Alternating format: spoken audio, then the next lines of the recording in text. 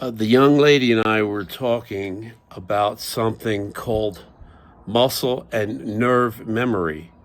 Now, anybody who's had a wasted muscle and it comes back uh, with exercise, that's part of muscle memory. And the nerves are also involved. But there's a traumatic end of that to where if you get an injury to a muscle and injuries to the nerves, they actually remember that injury. So you can recover and have no cause for pain at all. There's no more injury there and still have horrible pain. And so that has to do with muscle and nerve memory too. And so we were talking about that and about what I did. Oh, it must have been how long? 2016 maybe? So it's been 9 years I've been working on this, rearranging in my brain. It starts at the brain.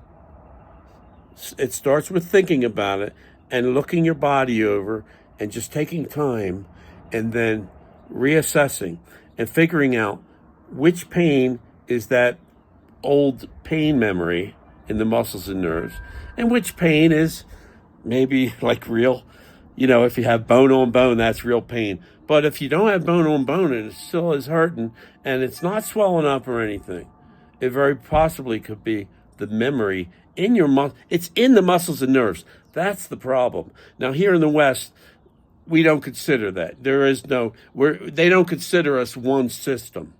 They consider us all separate systems, and all systems have a specialty, and you have the doctor for this and the doctor for that. Well, we're our own doctor, and we have to realize we are one system, and we have to address the issues from that perspective.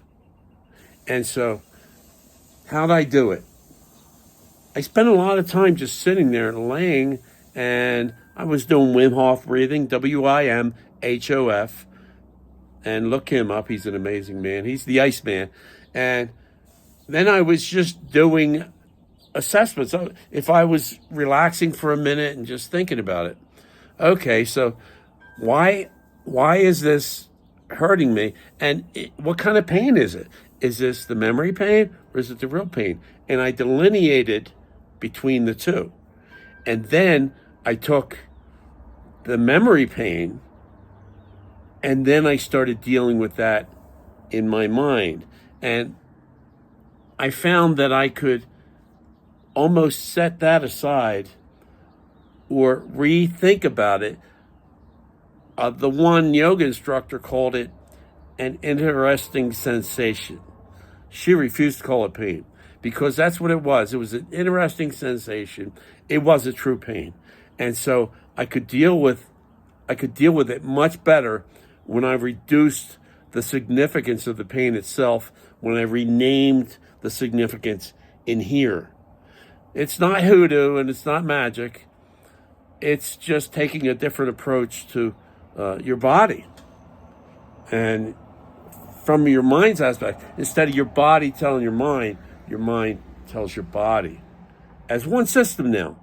Now that phantom pain, that can wreck people's mind if it's not dealt with. So we are one system. But the pain doesn't speak to the mind and tell the mind what to do. If you're doing this right, the mind speaks to the pain and tells the pain what to do. I hope gives you something to think about, folks. I know the older we get, the more we ache. There's no getting away from the pain.